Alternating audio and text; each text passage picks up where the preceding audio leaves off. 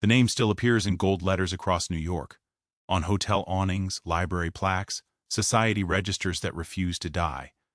But the fortune that built those monuments, the system that made the name untouchable, disappeared so quietly that most people never noticed it was gone. The Astors were not celebrities, they were infrastructure. For more than a century, they didn't just own buildings in Manhattan, they owned the idea of what Manhattan could become. They controlled land, the way nations control borders, and they moved through American society with the silent authority of people who believed they had invented it.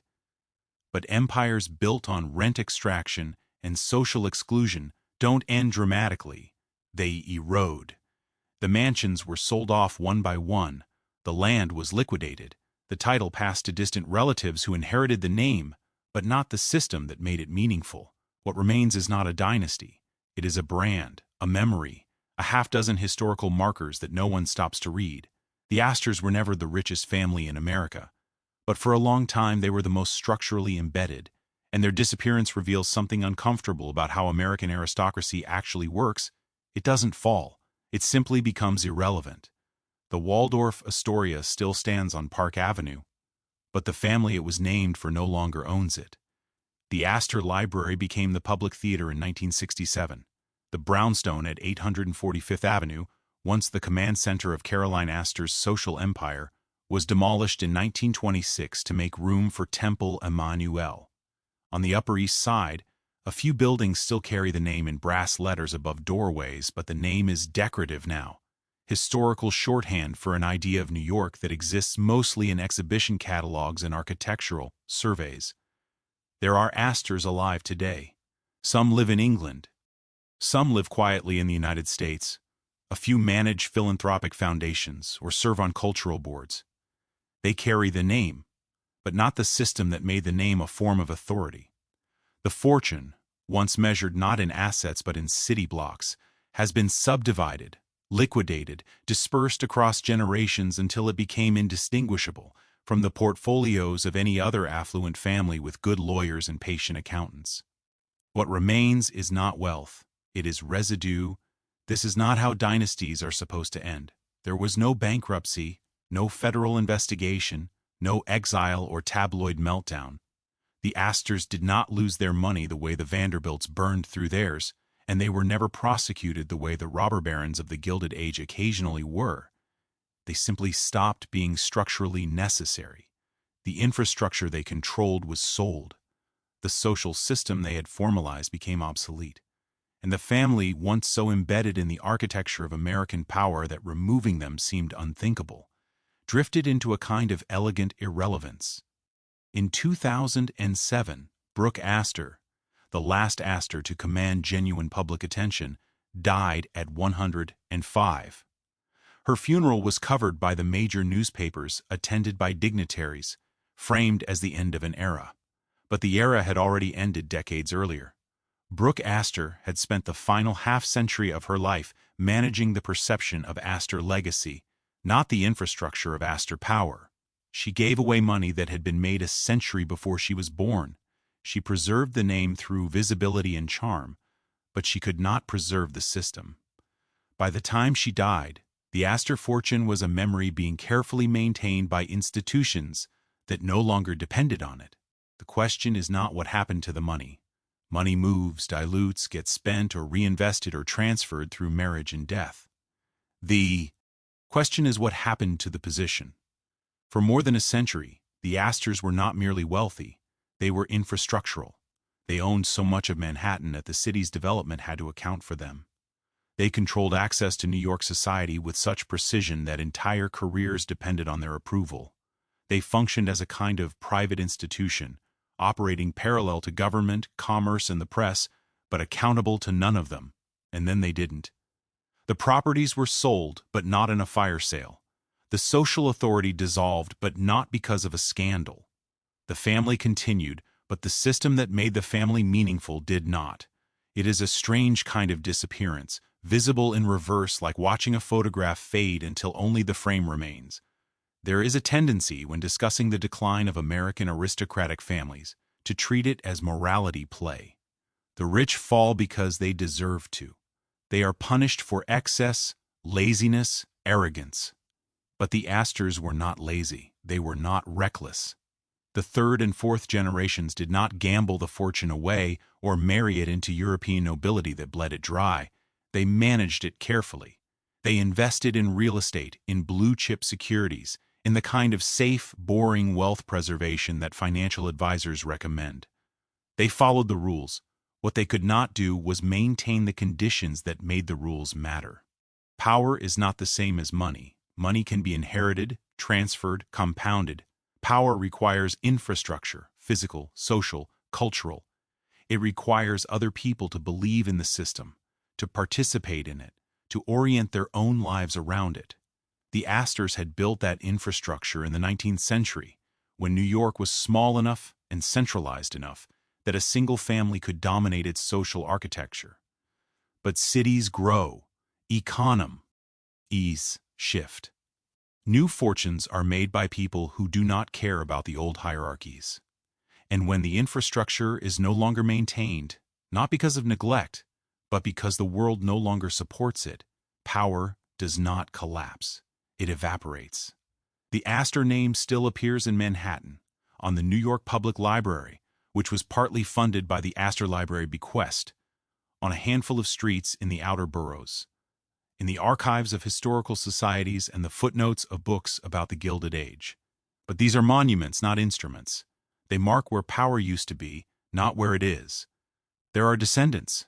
The British branch of the family, transplanted in the early 20th century, still holds titles and estates in England. Viscount Astor, Baron Astor of Hever. These are inherited positions passed down according to rules established centuries before the family crossed the Atlantic. But the titles are symbolic. The estates are heritage properties, maintained by trusts and open to the public on certain days of the week. The family lives there, but they do not control the land the way John Jacob Astor controlled Manhattan. They are curators of their own history. In New York, the dissolution was quieter. No titles to pass down, no estates protected by primogeniture. Just money, and money alone cannot hold a position once the position itself becomes irrelevant. The great-great-grandchildren of John Jacob Astor are not famous. They do not appear in society columns. They are not consulted by mayors or courted by museums. They are wealthy, perhaps, in the way that many people with inherited assets are wealthy.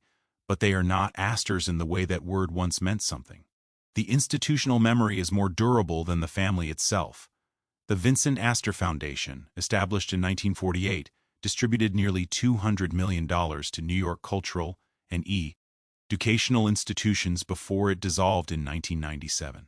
The foundation's final act was to give everything away, $70 million divided among the city's major libraries, museums, hospitals, and schools. It was a controlled liquidation, the kind of ending that suggests foresight rather than failure. The foundation did not run out of money. It ran out of purpose. Brooke Astor, who had controlled the foundation after Vincent's death, understood what was happening. She spent decades giving away the fortune in a way that would preserve the name without requiring the family to exist in perpetuity. The gifts were strategic. They attached the Astor name to institutions that would outlast any individual: the Metropolitan Museum, the New York Public Library, the Bronx Zoo. These were not vanity projects. They were archive building. The foundation made the Astor name permanent by embedding it in structures that the city could not afford to forget. But this is preservation through dispersal. The name survives because it no longer belongs to anyone. It has been donated into the public record, inscribed on plaques that will remain as long as the buildings do. It is a form of immortality, but it is not continuity. The foundation that bore the family name chose to end itself, rather than become a hollow vessel managed by people with no connection to its origins. The properties tell the same story. The Astor Estate Office, once located at 120 Broadway, managed a real estate empire that stretched across Manhattan. At its peak, the family controlled more than 700 individual parcels of land. They were landlords to thousands of tenants, collecting rent on residential buildings, commercial spaces, hotels, and office towers. The estate office was not a symbolic entity. It was a functioning bureaucracy: accountants, property managers, lawyers, tasked with the daily administration of an empire built on ground rent. That office no longer exists. The land was sold off gradually, beginning in the early 20th century and accelerating after World War II. There was no single moment of collapse, no forced liquidation. The sales were orderly, even rational. Real estate values had risen, holding costs had increased. Tax structures had changed in ways that made perpetual ownership less advantageous. The descendants were geographically scattered, their interests divergent. It made financial sense to sell, but the sale of land is not neutral. It is the sale of presence. The Astors had not simply owned buildings, they had owned position. Their land holdings gave them leverage in civic decisions, influence over development patterns, a permanent stake in the city's future. When the land was sold, that leverage disappeared. The family became investors rather than landlords, and investors are interchangeable. The houses went the same way.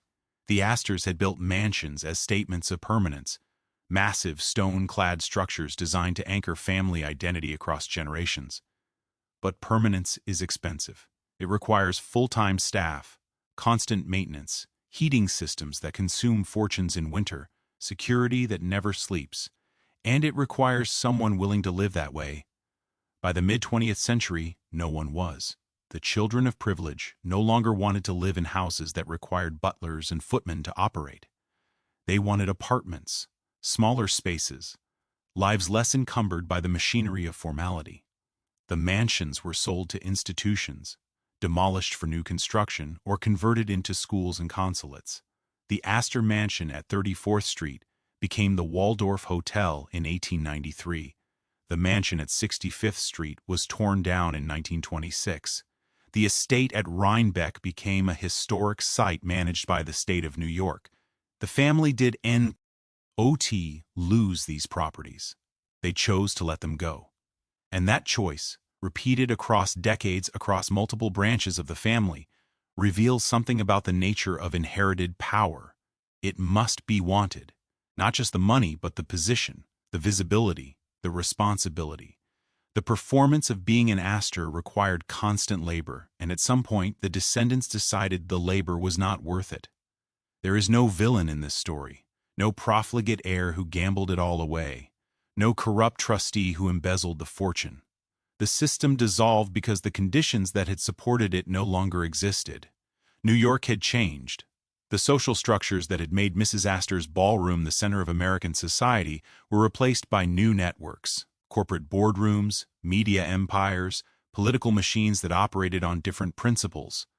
The Astors had built their power in an era when social authority and economic control were inseparable. But the 20th century split those things apart. Wealth became liquid, status became cultural, and the family that had once embodied both found itself holding assets but no position. The descendants inherited money, but they did not inherit the system that had made that money meaningful. They were rich, but they were not structurally embedded. They could live comfortably, even luxuriously, but they could not live as Astors in the way the term had once been understood. What remains is a legacy curated by people who never knew the family. Historians write about them, museums display their furniture, architectural societies preserve their buildings. The name appears in indexes and databases, cross-referenced with other Gilded Age dynasties, Vanderbilt, Morgan, Carnegie.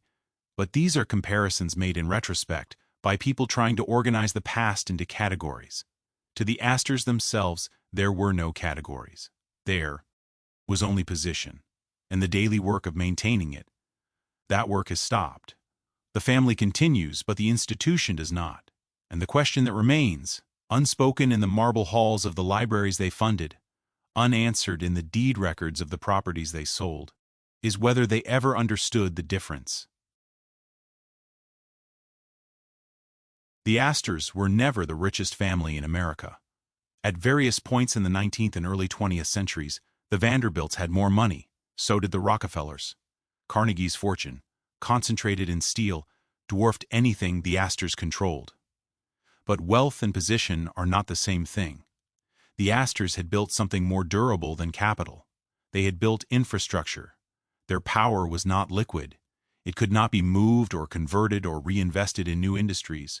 It was embedded in the physical layout of Manhattan, in the land itself, in the buildings constructed on that land, in the leases signed by tenants who had no choice but to pay rent to the family that owned the ground beneath them. This was not speculative wealth. It was structural, and it generated returns not through innovation or risk, but through the simple fact of possession. By 1900, the Astor estate controlled property stretching from the southern tip of Manhattan up through Midtown. They owned entire blocks. They held parcels along Broadway, Fifth Avenue, and the developing corridors of the Upper West Side. The land had been accumulated slowly, beginning in the early 19th century, and it had been held without interruption across generations. The family did not flip properties. They did not develop and sell. They leased. This strategy, known as ground rent capitalism, functioned as a kind of private taxation.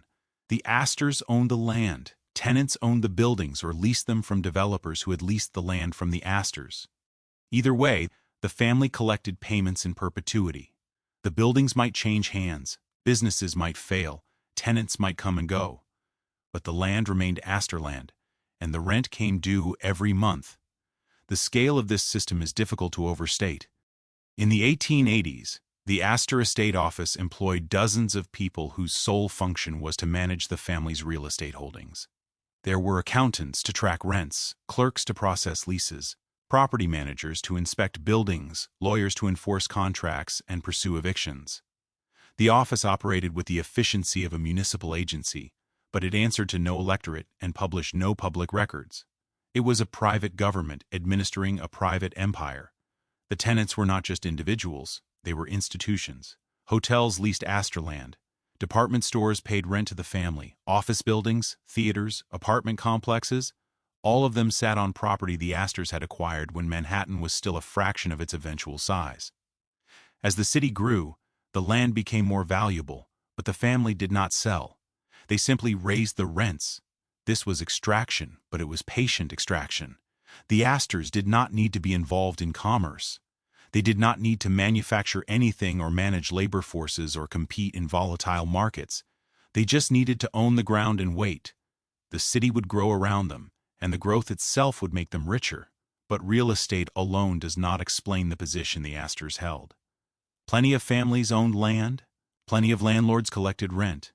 What distinguished the Astors was their ability to convert economic control into social authority. They did not just own New York. They defined it. This transformation began in the mid-19th century, when the family shifted from pure accumulation to cultural consolidation. The fortune had been made. John Jacob Astor had seen to that. The question for his descendants was how to hold it, and more importantly, how to legitimize it.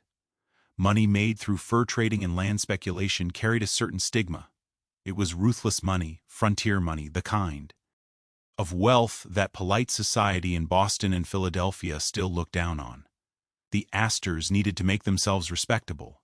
They did this by becoming arbiters, not of taste exactly, though that would come later, but of legitimacy itself. They built the institutions that separated old money from new money, that drew lines between who belonged and who did not. They formalized the social structures that had previously been informal, turning etiquette into enforcement and manners into barriers. The mechanism was social architecture. The Astors did not simply attend society, they constructed it. They decided who could enter and who could not, which families had standing and which did not, what behaviors were acceptable and what transgressions were unforgivable. This was not arbitrary power, it was systematic, and it required infrastructure just as tangible as the real estate empire. The ballroom became the primary instrument. Caroline Astor's mansion at 34th Street and 5th Avenue contained a ballroom that could hold precisely 400 people. This number was not accidental, it was definitional. Ward Mack Allister, Mrs. Astor's social secretary and enforcer, formalized the concept of the 400, the list of families who mattered in New York society. If you were not on the list, you did not exist. If you were not invited to Mrs. Astor's ball, you had no social standing. His was gatekeeping as governance. The list was maintained with bureaucratic precision. Lineage was checked. Marriages were scrutinized. Fortunes were evaluated not for their size but for their source. New money could be tolerated if it came with the right connections, the right education, the right manners. But it had to be vetted. It had to submit to the system. And the system was controlled by the Astors. The power of this arrangement lay in its circularity. The Astors had social authority because they controlled access to society. And they controlled access because everyone agreed they had the authority to do so. It was a closed loop, self-reinforcing, impervious to external challenge. You could not buy your way in, because the people who decided what counted as legitimate wealth were the ones already inside. Other families tried. The Vanderbilts, flush with railroad money, attempted to force their way into Mrs. Astor's circle. It took years. Alva Vanderbilt had to throw a costume ball so extravagant, so meticulously executed, that refusing to attend would have been a social miscalculation. Mrs. Astor attended.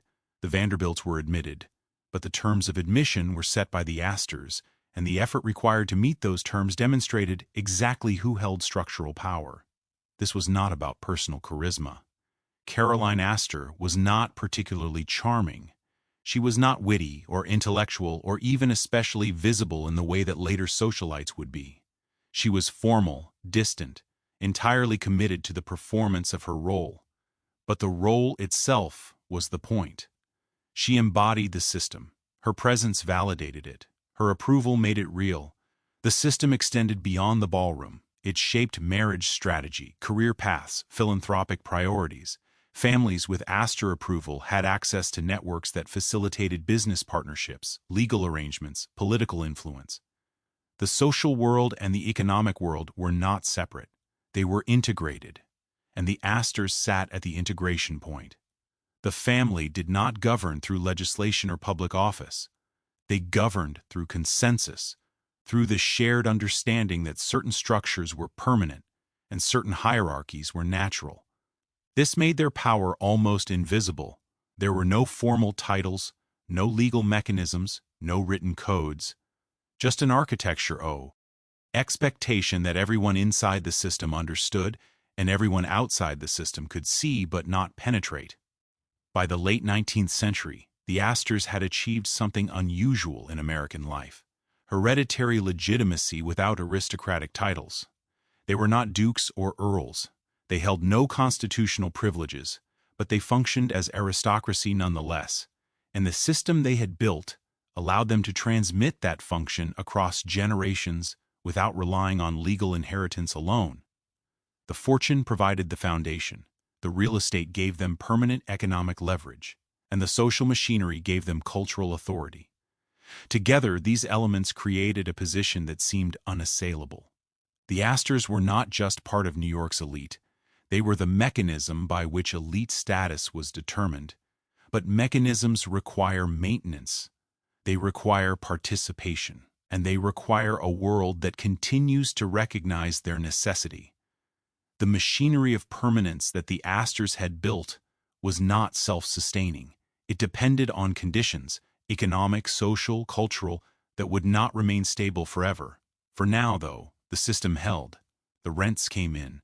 The balls were held. The list was maintained. And the Astors remained exactly where they had positioned themselves, at the center of a structure they had built to last. John Jacob Astor arrived in New York in 1784 with almost nothing. He was 20 years old, German-born, functionally illiterate in English, and carrying a small inventory of musical instruments he hoped to sell. Within 4 decades, he would die the richest man in America. The fortune he accumulated was not built on innovation or manufacturing or anything that might later be romanticized as entrepreneurial vision. It was built on monopoly, speculation, and the systematic elimination of competition. The fur trade made him. In the late 18th century, the trade in animal pelts, beaver primarily, but also otter, mink, and fox, was one of the few industries that could generate enormous profits with relatively little capital investment. The pelts came from the frontier, from trappers working in territories that were contested, dangerous, and largely outside the reach of any government. Astor did not trap animals himself. He bought pelts from men who did, then sold them to European markets where demand was insatiable. What separated Astor from other fur traders was not skill or luck. It was ruthlessness. He undercut competitors by paying trappers more than anyone else could afford to pay, then flooding the market to drive prices down until smaller traders went bankrupt. He cultivated relationships with government officials who granted him access to trading posts in territories where others were excluded. And he built a distribution network, ships, warehouses, agents in multiple cities, that allowed him to move pelts faster and cheaper than anyone else in the business. By 1808, he had formalized his control. He founded the American Fur Company, a corporate entity designed to consolidate the entire trade under a single structure. The company was granted a federal charter, effectively making it a quasi-governmental instrument. Astor lobbied Congress to restrict foreign competition, arguing that the fur trade should be an American monopoly. Congress agreed. The law passed, and Astor's company became the dominant force in an industry that stretched from the Great Lakes to the Pacific Northwest. This was extraction at continental scale. The American Fur Company operated trading posts across the frontier, each one functioning as both a commercial hub and a mechanism of control. Trappers sold their pelts to Astor's agents because there was often no one else to sell to. Indigenous communities were drawn into trade relationships that made them economically dependent on the company. Entire ecosystems were stripped of fur-bearing animals to meet demand that Astor himself had helped create. The profits were enormous. But Astor understood something that many of his contemporaries did not. Commodity wealth is volatile. Fur prices fluctuated. Fashion changed. The frontier moved. A fortune built entirely on pelts could disappear as quickly as it had been made. He needed something more stable. He needed land. Manhattan, in the early 19th century, was still a relatively small city. The population was concentrated at the southern tip of the island. Everything north of what is now 14th Street was farmland, marsh, undeveloped terrain that seemed too remote to ever be valuable. Astor saw it differently. He understood that cities grow, and that land in the path of growth becomes worth more than anything built on it. He began buying parcels in the 1800s, small plots at first, purchased quietly, often from families who had no idea what the land might eventually be worth. He paid in cash. He avoided auctions where prices might be driven up by competitive bidding, and he bought in areas that seemed worthless. Swampy stretches along the Hudson, rocky outcroppings on the east side, farmland far beyond the edge of the developed city. The strategy required patience. The land generated no income. It sat vacant, taxed but unused, while Astor continued to pour fur trade profits into additional purchases. Other investors thought he was irrational. Why buy land that no one wanted, in areas where no one lived, for prices that seemed absurd even by the speculative standards of the time? Astor was not speculating. He was positioning. He had studied the mechanics of urban expansion, not in New York specifically, but in London, Paris, cities that had grown beyond their original boundaries and made fortunes for families who had owned the land before growth began. He understood that Manhattan was geographically constrained. The island could only expand northward, and when it did, every parcel he owned would sit directly in the path of development. He was right. By the 1820s, the city had begun its northward creep. Streets were laid out, infrastructure followed. And the land Astor had accumulated, land that had been considered remote and useless, suddenly became the only available ground for residential and commercial construction. Developers who wanted to build in these newly accessible areas had no choice but to lease from Astor. He did not sell. He leased, almost always on long-term agreements that guaranteed him income for decades. The returns were staggering. Land he had purchased for a few $100s per acre was generating thousands in annual rent. And because he retained ownership, the rent continued indefinitely. He was not paid once. He was paid forever. The mechanism he had created did not depend on his active involvement. It required only possession, and possession could be inherited. This was the foundation of the Astor fortune, not enterprise but enclosure. He had taken land that existed outside the market and brought it inside, then held it long enough for the market to make him unimaginably wealthy. There was no product, no service, no labor beyond the legal and financial work required to maintain title, just ownership and the patient willingness to wait while the city grew into his holdings. But the fortune was not respected. Astor had made his money in ways that polite society found distasteful. The fur trade was violent, associated with frontier brutality and the exploitation of indigenous populations. Real estate speculation was considered vulgar, the domain of men who profited from necessity rather than production. Astor himself was coarse, uneducated in the formal sense, indifferent to the social rituals that defined respectability in New York's older merchant families. He did not care. He was not building a reputation. He was building a structure, and structures, if built correctly, could be passed down in ways that reputations could not. His children would inherit the fortune. His grandchildren would inherit the position it created, and somewhere in that transfer, the origin of the money would be forgotten, or at least obscured, replaced by the appearance of legitimacy that comes from longevity alone. By the time John Jacob Astor died in 1848, he was worth an estimated $20 million, a sum that represented nearly 1% of the entire gross national product of the United States. He left almost all of it to his son, William Backhouse Astor, with strict instructions that the estate should never be divided or sold. The fortune was to remain intact, held as a single entity, managed as a permanent trust that would generate income for future generations without requiring them to do anything except exist. This was the ideological core of the Astor system: wealth as infrastructure, not capital. The fortune was not meant to be spent or invested in new ventures. It was meant to produce rents indefinitely, without risk or effort.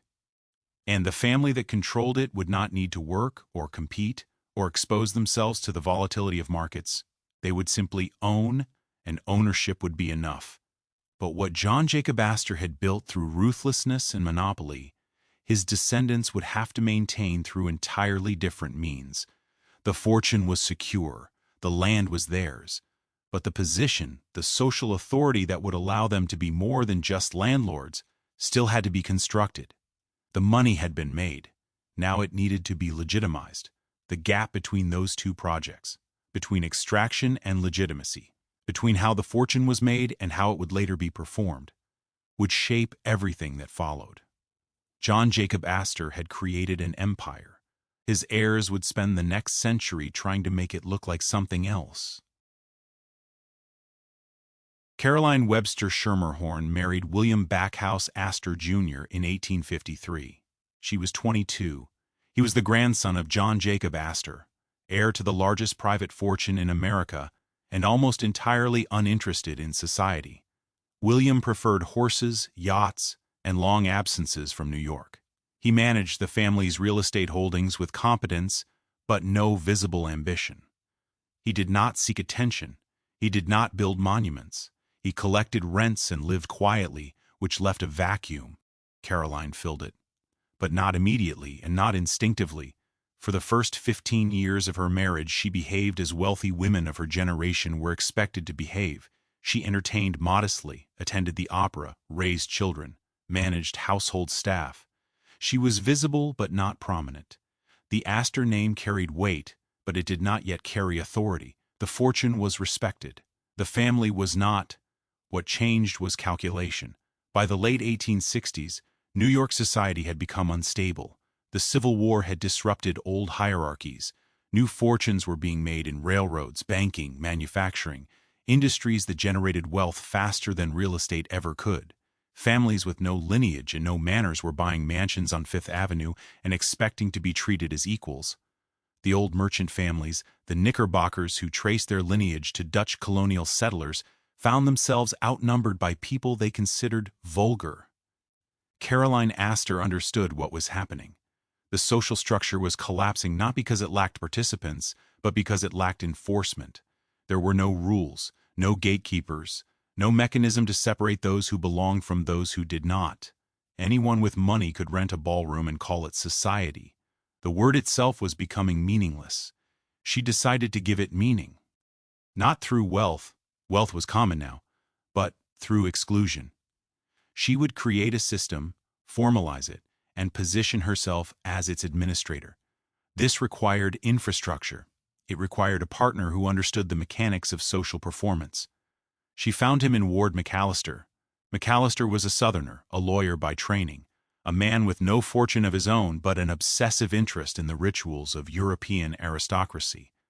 He had spent years studying the social structures of London and Paris, observing how titled families maintained their positions. Through codified behavior and carefully controlled access, he believed the same system could be transplanted to New York, but it required someone with the authority to enforce it. Caroline Astor had the authority. McAllister had the blueprint. Together, they constructed what would become known as the 400, a list of families who constituted New York society. The number was not arbitrary. It corresponded to the capacity of Mrs. Astor's ballroom at 350 Fifth Avenue. 400 people could fit comfortably. Everyone else was irrelevant. The list was never published in full. This was intentional. Ambiguity created anxiety, and anxiety created deference.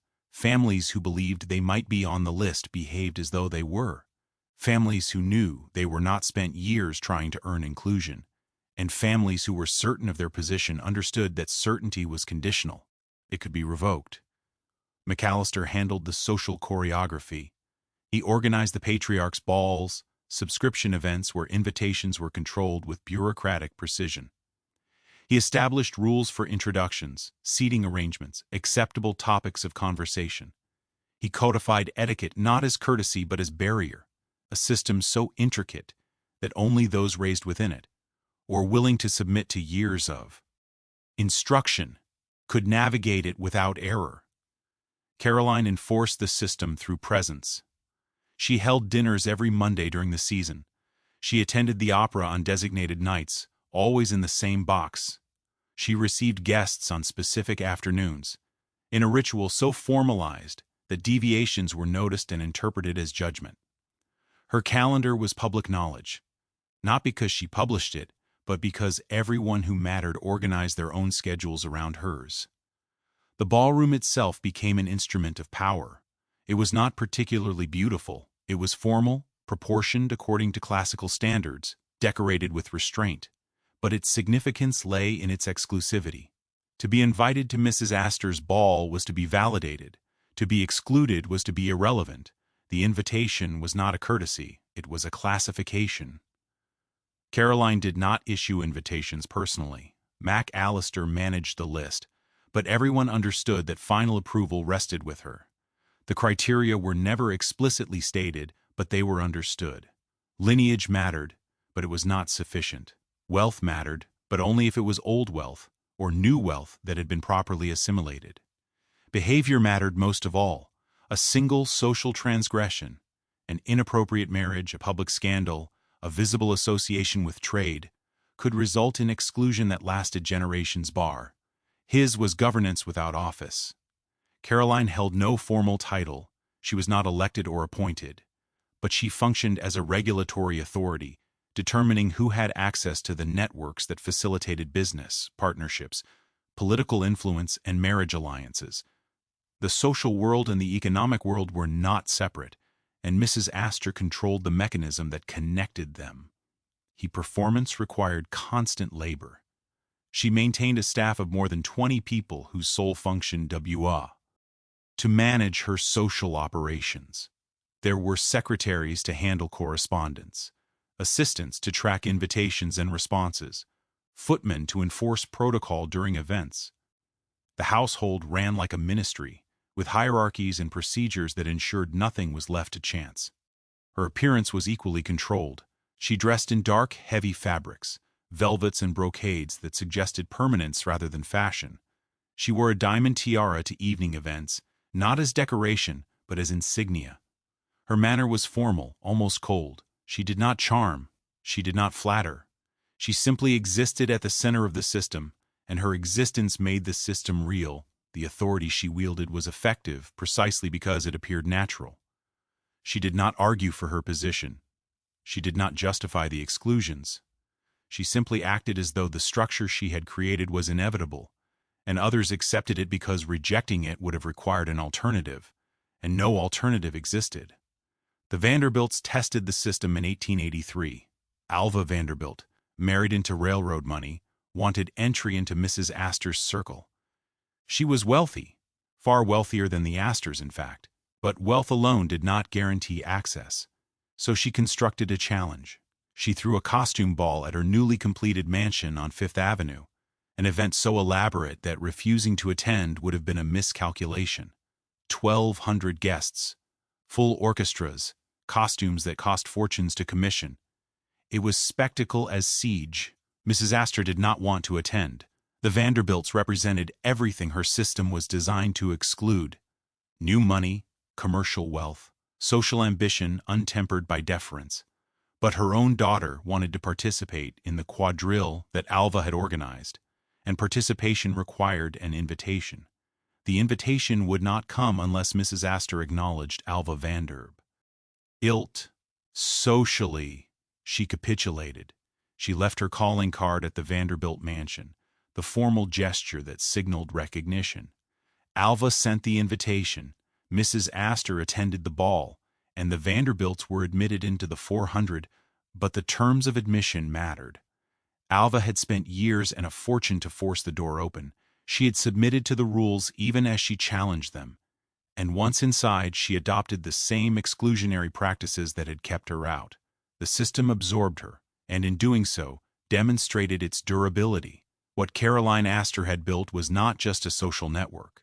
It was a structure of validation that operated independently of the individuals within it. The 400 became self-reinforcing. Families inside the system wanted to stay inside. Families outside wanted in. And the mechanism that determined inclusion was controlled by a woman whose only qualification was that everyone had agreed she was qualified. This was the shift that mattered. The Astor fortune had been made through land and monopoly, but Caroline Astor had converted economic power into cultural authority. She had made the family name synonymous with legitimacy itself. The fortune provided the foundation, but the system she created no longer depended solely on money. It depended on performance, on the daily maintenance of rituals that kept the structure intact. Her husband remained peripheral.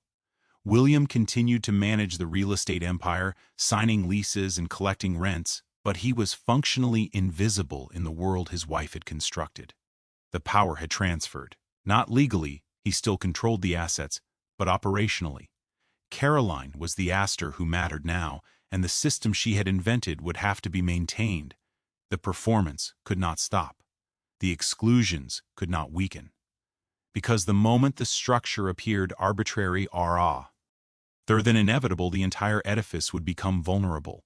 Authority built on consensus is only as strong as the consensus itself, and consensus requires constant reinforcement. The mansion at 355th Avenue required a staff of 40 to operate, not to entertain, that required additional temporary hires, but simply to maintain the daily functions of the household. There were butlers, footmen, ladies' maids, chambermaids, cooks, kitchen assistants, laundresses, valets, coachmen, grooms, and a housekeeper who managed them all with the authority of a general. Each position had defined responsibilities, formal hierarchies, and standards of conduct that were enforced without exception. The staff did not live casually. They occupied specific floors, used separate staircases, ate at designated times in rooms the family never entered. They wore uniforms that indicated rank. They spoke only when spoken to in the presence of family members, and they were expected to be invisible, not absent, but so seamlessly integrated into the architecture of the house that their labor appeared effortless. This was not cruelty, it was system. The household functioned because everyone within it understood their role and performed it without deviation. The appearance of ease that the Astors projected, the sense that their world operated without friction or effort, was the result of coordination so precise that any failure would have been immediately visible. The morning routine alone required hours of preparation. Fires had to be lit in every room before the family woke. Breakfast had to be laid out in the dining room at the exact moment it was expected. Correspondence had to be sorted, newspapers ironed to prevent ink transfer, fresh flowers arranged in the entrance hall. Mrs. Astor's day dress had to be prepared by her lady's maid, who had already consulted the social calendar to determine which events required which level of formality. The mansion itself was a machine, and the Astors were its operators. But operating it required constant attention.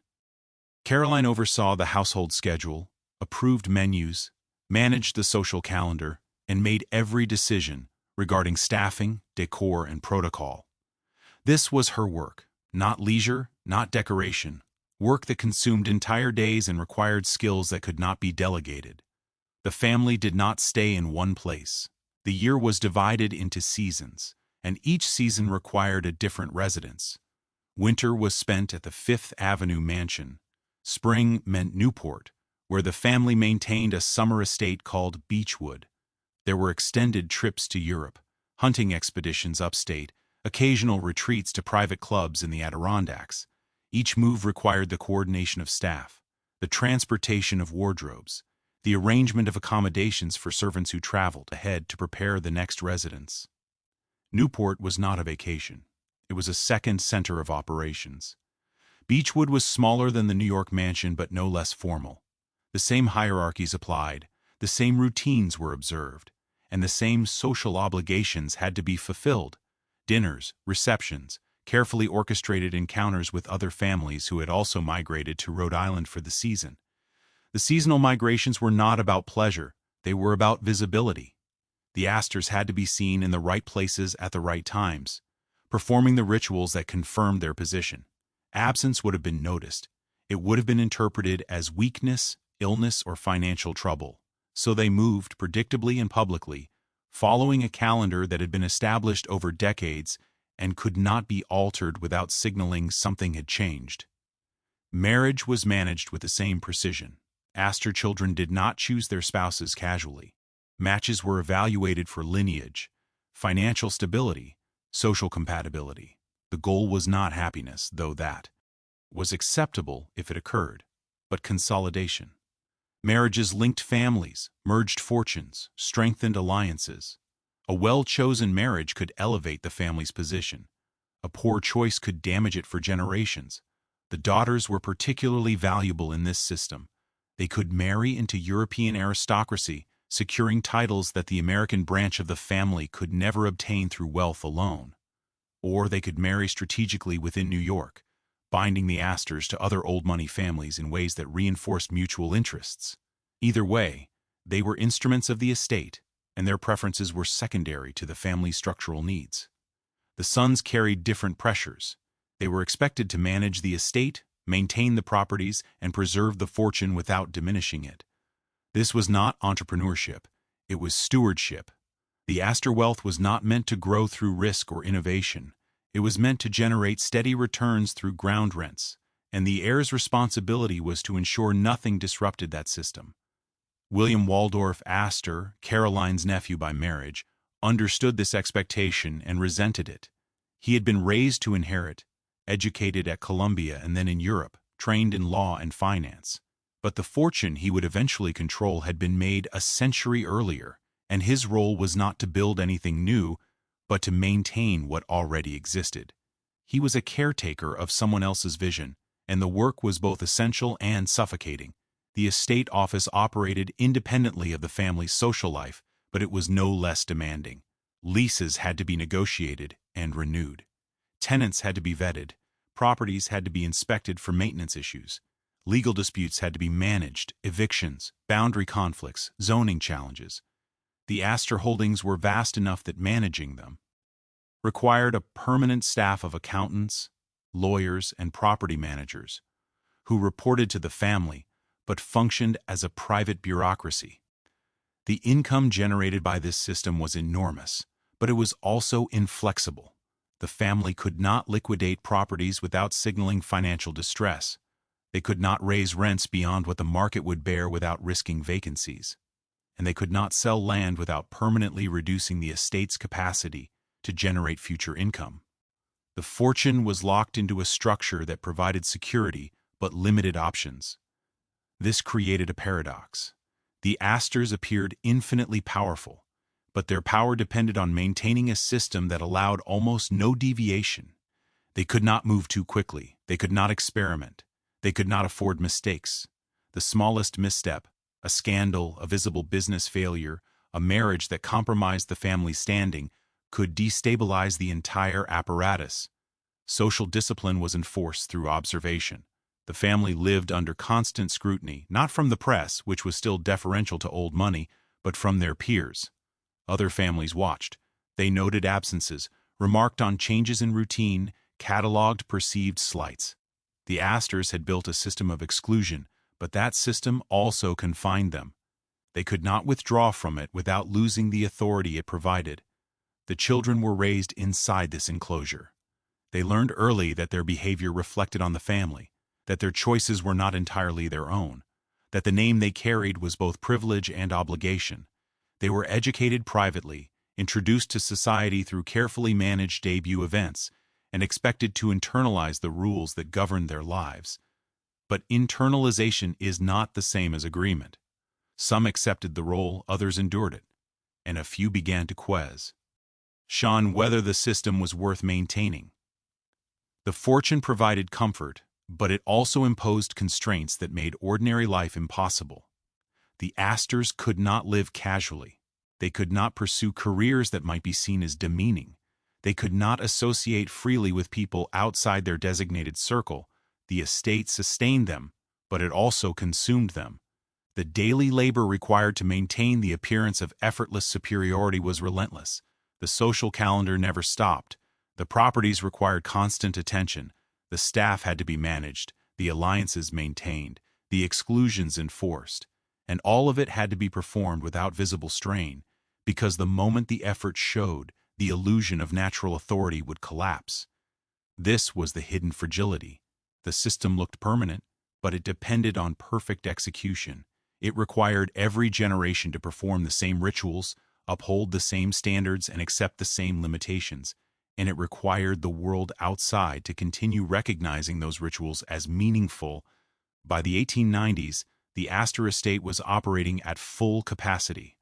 The fortune was intact. The properties were generating maximum returns. The social structure Caroline had built was unchallenged. Everything appeared stable. But stability is not the same as durability. The system had no redundancy. It could not adapt, and it was being maintained by people who had not built it, who did not fully understand why it worked, and who were beginning to wonder whether it was still necessary. The mansion stood. The rents came in. The balls were held. The seasonal migrations continued.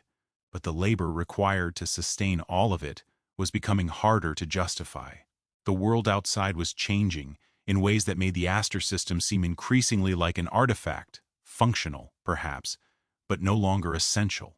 And the people tasked with maintaining it were starting to notice. John Jacob Astor IV was 47 when he divorced his wife.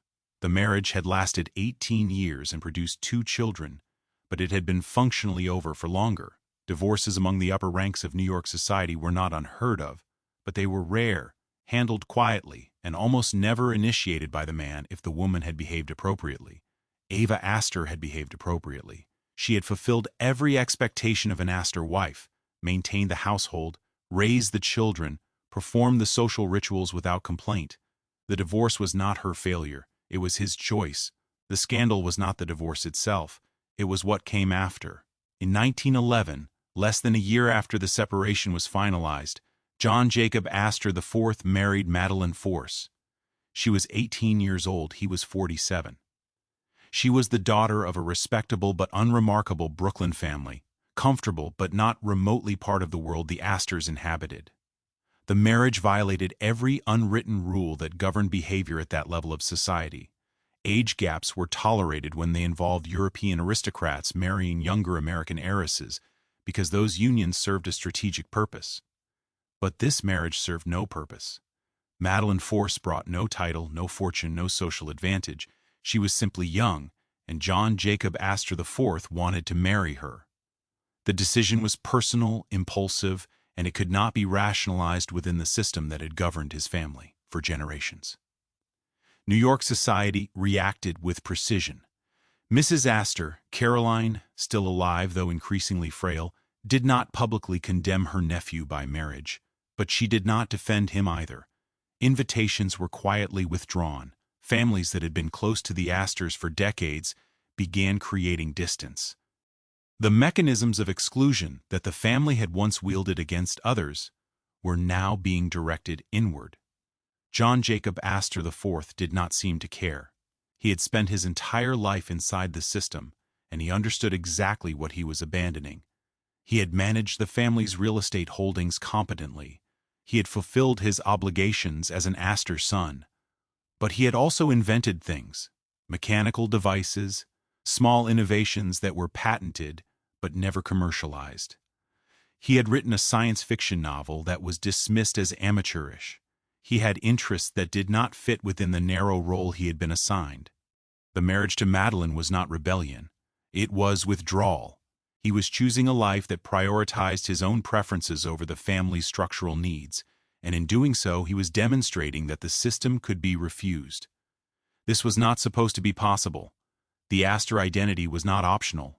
It was inherited, obligatory, enforced by social and economic consequences that made deviation unthinkable.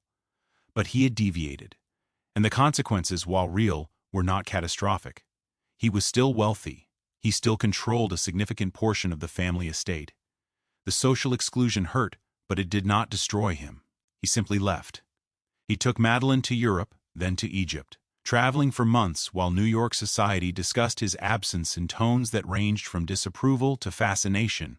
By early 1912, the scandal had begun to fade, not because society had forgiven him, but because there were newer scandals, other families making their own miscalculations. The Astors had weathered public embarrassment before. The system was resilient. It could absorb a single defection without collapsing. Then John Jacob Astor IV booked passage home on the Titanic. The ship was new, massive, marketed as unsinkable. It was the kind of vessel that wealthy Americans used not for mere transportation, but as floating demonstrations of modernity and luxury. First-class accommodations on the Titanic were more opulent than most hotels. The passenger list read like a directory of transatlantic elite: industrialists, financiers, European nobility, and the Americans who aspired to be their equals. Astor and his pregnant wife boarded in Cherbourg on April 10th. They occupied one of the ship's most expensive suites. The voyage was uneventful for 4 days. Then, on the night of April 14th, the ship struck an iceberg in the North Atlantic. The collision happened at 11:40 p.m.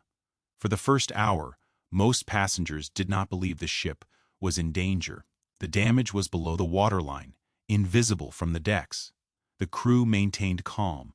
Stewards moved through the corridors, suggesting that passengers put on life jackets as a precaution, but there was no urgency in their tone.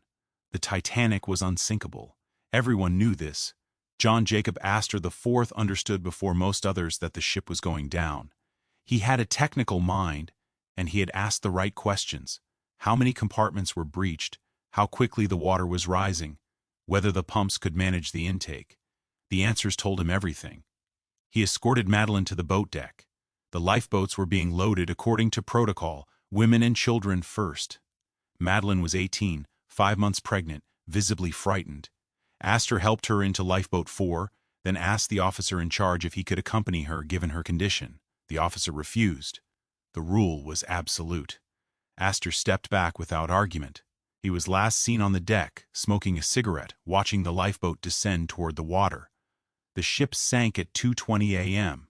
His body was recovered a week later by the crew of the Mackay Bennett, a cable repair ship chartered to retrieve victims far the wreckage field. He was identified by the initials sewn into his jacket and the large sum of cash found in his pockets, over $2,000, untouched. The news reached New York within hours. John Jacob Astor IV, one of the richest men in America, had died in the North Atlantic because there were not enough lifeboats. The fortune could not save him. The name could not protect him. The entire architecture of privilege that the family had constructed over a century had proven irrelevant in the final minutes of his life. The public response was complex. There was genuine mourning. Astor had been a prominent figure, and the scale of the disaster made individual deaths feel larger than they might have otherwise.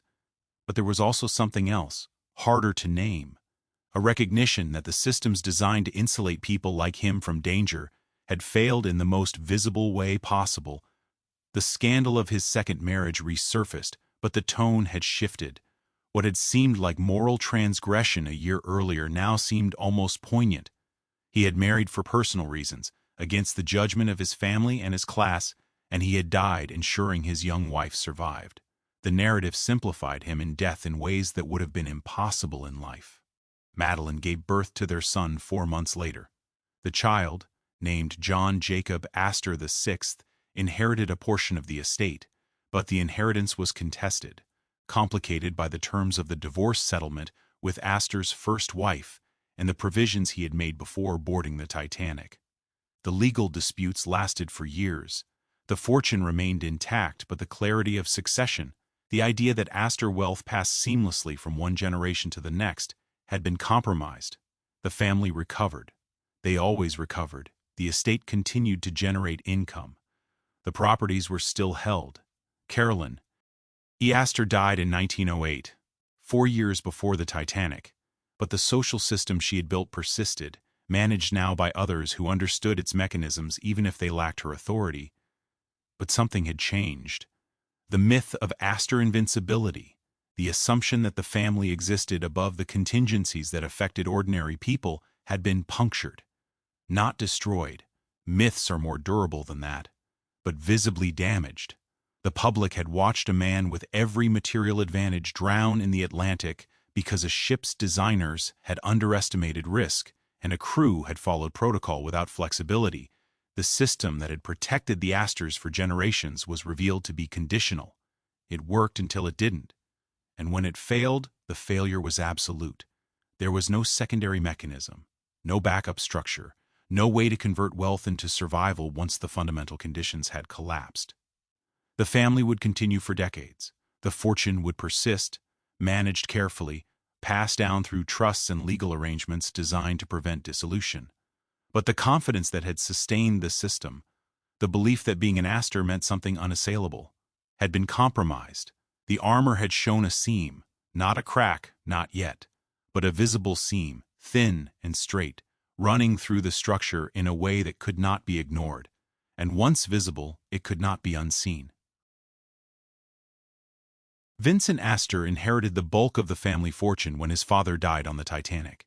He was 20 years old, a Harvard student, suddenly responsible for an estate valued at approximately $87 million. The inheritance made him one of the wealthiest young men in America, but it did not make him an Astor in the way previous generations had understood the term. He had money. He did not have a system. The fortune he controlled was still structured around real estate, buildings, ground leases, property scattered across Manhattan. But the social apparatus that had given the family its authority no longer existed in functional form. Caroline Astor had died before Vincent was old enough to understand what she had built. The 400 had dissolved into a broader, less regulated social landscape where money alone could buy access. The gatekeeping mechanisms that had once required Astor approval were now managed by newer families, newer fortunes, and institutions that operated independently of any single name. Vincent understood this. He was not interested in reviving the old system. He managed the estate competently, made prudent investments, and avoided the kind of extravagance that had consumed other Gilded Age fortunes. But he also withdrew. He did not seek social prominence. He did not marry strategically. His first 2 marriages ended in divorce. His third was to a woman who shared his preference for privacy. He lived quietly, spent time on his yacht, and showed little interest in the public performance that had defined previous Astor generations. His withdrawal was not laziness, it was recognition. The position his family had once held no longer existed. The mechanisms that had sustained it, the physical presence in New York, the control of social access, the integration of economic and cultural power, had eroded. He could preserve the fortune, but he could not preserve the role. So he stopped trying. In 1948, he established the Vincent Astor Foundation. It was funded with a portion of his estate and tasked with distributing grants to cultural and educational institutions in New York. The foundation operated professionally, with staff, defined priorities, and a structured application process. It was not vanity philanthropy. It was institutional legacy building, an attempt to make the Astor name permanent by embedding it in organizations that would outlast the family itself. Vincent died in 1959. He left the bulk of his estate to his widow, Brooke Astor, with the expectation that she would continue managing the foundation and distributing the fortune in ways that served the city. Brooke was his third wife, married to him for only 13 years. She had not been born into wealth, she had no prior connection to the Astor legacy. But she inherited control of the foundation, and with it, the task of preserving a name that was no longer attached to structural power. Brooke Astor spent the next 40 years giving away money. She did it with visibility, charm, and strategic intelligence. She attended galas, sat on boards, cultivated relationships with museum directors, university presidents, and nonprofit leaders. She made the foundation a presence in New York cultural life, and she made herself synonymous with the foundation. When people thought of the Astors in the second half of the 20th century, they thought of Brooke. But what she was managing was not an empire, it was an endowment. The foundation had assets, but those assets were finite. The money was being distributed, not regenerated.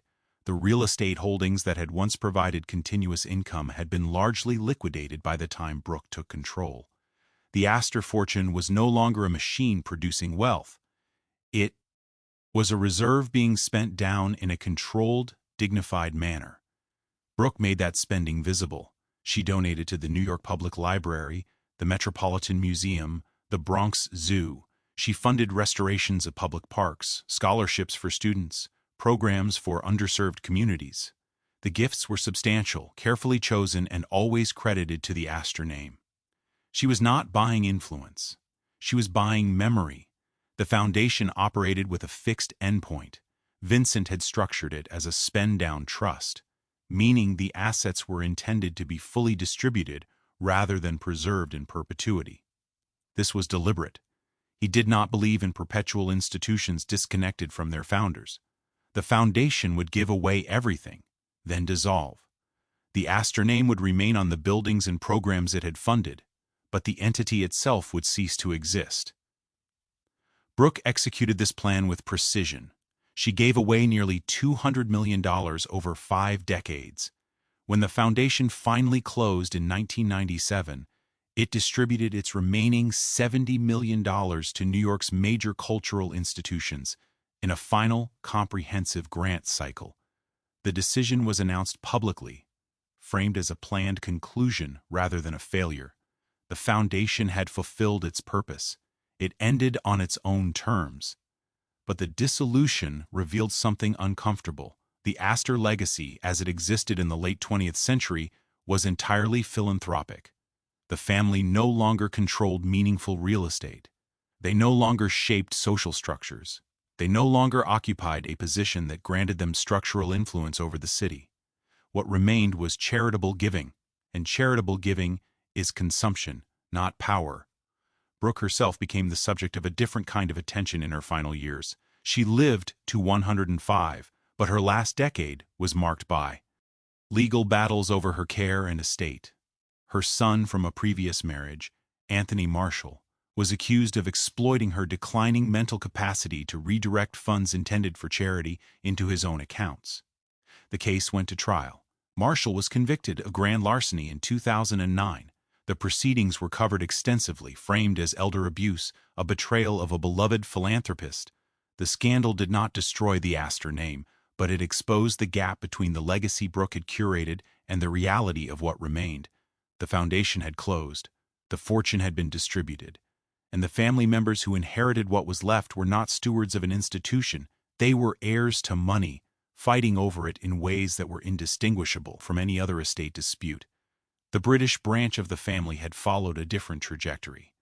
William Waldorf Astor, Vincent's great-uncle, had emigrated to England in the 1890s, purchased estates, and eventually secured a peerage. His descendants became Viscounts Astor, members of the House of Lords, integrated into the British aristocratic system in ways that the American branch never achieved. They held titles, maintained country houses, and operated within a structure that formalized inherited privilege. But even there, the connection to the original fortune had attenuated. The British Astors were landed gentry, but their estates were maintained through different mechanisms: trusts, heritage protections, income from sources unrelated to the New York real estate empire that had funded their initial entry into British society. They carried the name, But the wealth that had made the name significant in America was no longer theirs to control. By the early 21st century, the Astor fortune as a unified entity no longer existed. It had been divided among descendants, spent through philanthropy, converted into foundity, lawns that had since closed, or absorbed into other family lines through marriage. There were still people named Astor. Some were wealthy, some were titled, but none of them controlled the infrastructure that had made the name powerful. The name itself persisted in institutional form. The Astor Library merged into the New York Public Library System. The Astor Wing at the Metropolitan Museum. Scholarships, fellowships, and endowed chairs at universities. These were real things, operational, tied to the name in ways that would last as long as the institutions themselves lasted. But they were monuments, not instruments. The system that the family had built, control of land, control of social access, integration of economic and cultural authority, had been replaced by something much simpler. The Astors had become a brand, a historical reference, a name that appeared in archives and on plaques but no longer corresponded to actual structural power. The performance continued. Descendants occasionally appeared at events tied to the family's philanthropic legacy. They were photographed, interviewed, asked about their famous ancestor. They spoke graciously, acknowledged the history, and returned to lives that had nothing to do with the empire their great-great-grandparents had built. The identity had separated from the structure. The name survived because it had been embedded in institutions that did not depend on the family's continued involvement. The Astors had successfully converted power into memory, but memory is not inheritance. It does not accumulate. It does not generate returns. It simply exists, static and preserved, in the archives of organizations that will acknowledge the contribution without requiring the contributors to remain relevant. The fortune had been spent. The properties had been sold. The social system had dissolved. What remained was a legacy curated by people who had never known the empire, managed by institutions that served their own purposes, and remembered by a public that had no direct experience of what the name had once meant. The Astors had not failed. They had simply finished. The name appears on buildings that no longer belong to the family. The Waldorf Astoria, now owned by a Chinese insurance conglomerate, the New York Public Library, where the original Astor Library collection is housed in a reading room that bears the family name. Astor Place, a small plaza in Lower Manhattan where the street grid shifts and the neighborhood designation changes. The markers are scattered across the city. Plaques, architectural details, historical footnotes embedded in the infrastructure of contemporary New York. None of them require the family to exist. The buildings function independently. The institutions operate without Astor involvement. The name has been absorbed into the city's historical landscape, acknowledged in the same way that other Gilded Age names are acknowledged. Vanderbilt, Carnegie, Morgan, as remnants of an era that shaped the physical city but no longer shapes its power structures. There are descendants. Some live in the United States. More live in Britain, where the family migrated in the early 20th century and where titles still attach to certain branches of the lineage. Viscount Astor, Baron Astor of Hever. These are hereditary positions, passed down through primogeniture, governed by rules established long before the American branch of the family accumulated its fortune. The British Astors maintain estates, Hever Castle, Cliveden, that are preserved as heritage properties, open to visitors, managed by trusts that ensure their upkeep independent of the family's financial condition. The estates are beautiful. They are historically significant, but they are not operational in the way that John Jacob Astor's Manhattan landholdings were operational. They do not generate the kind of income that sustained a dynasty. They are preserved, not productive. The family lives in them, but they do not control them in any absolute sense.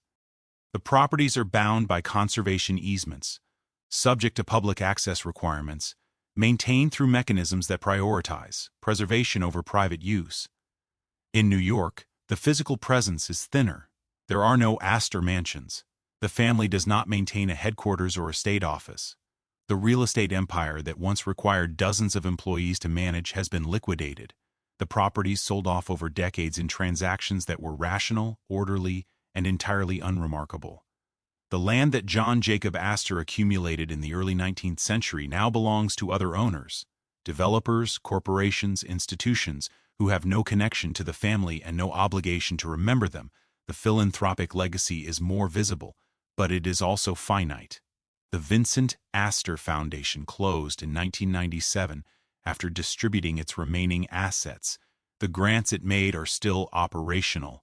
Scholarships, building renovations, endowments, but the foundation itself no longer exists. The work continues, but the institution does not. And without the institution, there is no ongoing mechanism to associate the Astor name with contemporary decision-making or cultural influence. Brooke Astor's personal philanthropy extended beyond the foundation, but it ended with her death in 2007. The funeral was attended by New York's cultural elite, covered by major newspapers, framed as the conclusion of an era. But the era had already concluded. Brooke had spent decades managing the perception of Astor relevance, but perception is not structure. When she died, the performance stopped, and what remained was documentation. Biographies, articles, archived photographs of a woman in her 90s cutting ribbons at museum openings. The legal disputes that followed her death were not about power. They were about money, and not even particularly large amounts of money by contemporary standards. Her son was convicted of diverting funds from her estate, a crime framed as elder abuse rather than dynastic conflict. The case was prosecuted, adjudicated, and closed. The remaining assets were distributed according to court order. And the family name, which had once been synonymous with structural authority in New York, was associated in its final public controversy with a courtroom trial over financial mismanagement. There is no central archive. The family papers are dispersed across multiple institutions: the New York Historical Society, the Library of Congress, private collections in Britain. Researchers who want to study the Astors must visit multiple locations, request access to materials held under different terms, and piece together a narrative from fragments that were never meant to be unified. The documentation exists, but it is not organized as legacy. It is organized as historical material, cataloged alongside other families, other fortunes, other systems that no longer function. The Wikipedia entry for the Astor family is longer than the entries for many sovereign nations. It contains genealogical charts, lists of properties, summaries of philanthropic contributions, cross-references to related families, and historical events. It is comprehensive, well-sourced, maintained by editors who have no personal connection to the family but who recognize its historical significance. The entry is a monument, constructed from citations and hyperlinks, accessible to anyone with an internet connection. But it is a monument to something that no longer exists. The family it describes is not a functioning dynasty. It is a historical subject, bounded by dates, analyzed in retrospect, notable primarily for what it was rather than what it is. The entry can be updated when descendants make news, a marriage, a death, a legal proceeding. But these updates are marginal additions to a narrative that has already been written and concluded. The conversion from dynasty to decoration was not a failure. It was structural. The Astors had built their power on conditions that were specific to a particular moment in American history, when cities were smaller, when land ownership conferred permanent control, when social structures could be formalized and enforced without legal mechanisms. Those conditions changed. The city grew beyond the family's capacity to dominate it. Wealth became liquid and mobile. Social authority became diffuse, distributed across institutions that operated independently of any single family's approval. The Astors adapted by converting power into legacy. They sold the land, distributed the fortune, embedded the name in institutions that would preserve it without requiring the family's continued involvement. This was not defeat, it was recognition. The system they had built could not be sustained, so they dismantled it in a controlled manner and preserved what could be preserved: the name, the associations, the documented history. What remains is exactly what they chose to leave: buildings that carry the name because the family funded them, scholarships and fellowships that will continue as long as the endowments last, historical markers that acknowledge the family's role in shaping the city, and descendants who live comfortable lives, detached from the infrastructure that made the name significant, free from the obligations that had once been inseparable from the inheritance. The British branch maintains a different kind of presence. The titles ensure a degree of visibility, the estates provide a physical anchor, but even there the connection to the original fortune has dissolved. The wealth that purchased the estates came from New York real estate, but that source of income ended generations ago. The British Astors are aristocrats, but they are aristocrats because they were absorbed into an existing system, not because they built one. The question that persists is whether this represents collapse or completion. The Astors are not bankrupt. They are not disgraced. They have not been forcibly removed from power or legally stripped of assets. They simply stopped being structurally necessary. The positions they held were not eliminated. They were replaced by other mechanisms, other institutions, other families who occupied similar roles in different configurations. Did the system collapse, or did it run its course? The fortune was made, held for several generations, then distributed in ways that ensured the name would persist even after the family's direct control ended.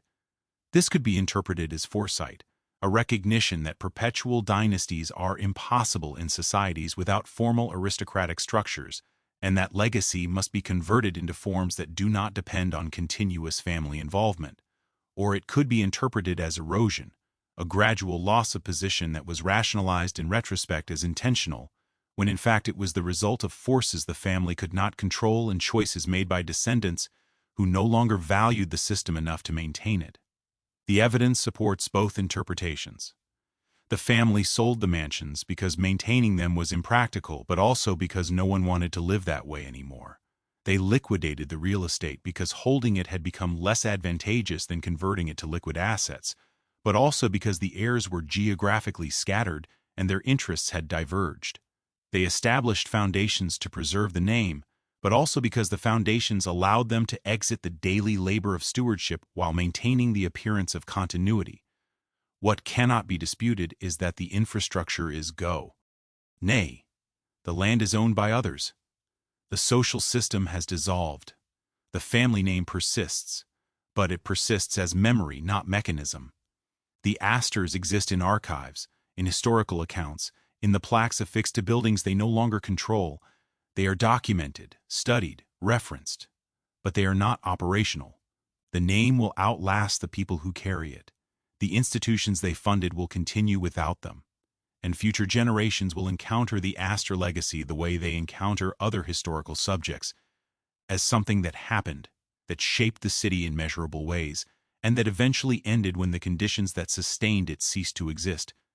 The empire became an archive, the dynasty became decoration, and the question of whether this was inevitable or chosen remains unresolved, suspended in the gap between what the family built and what they left behind.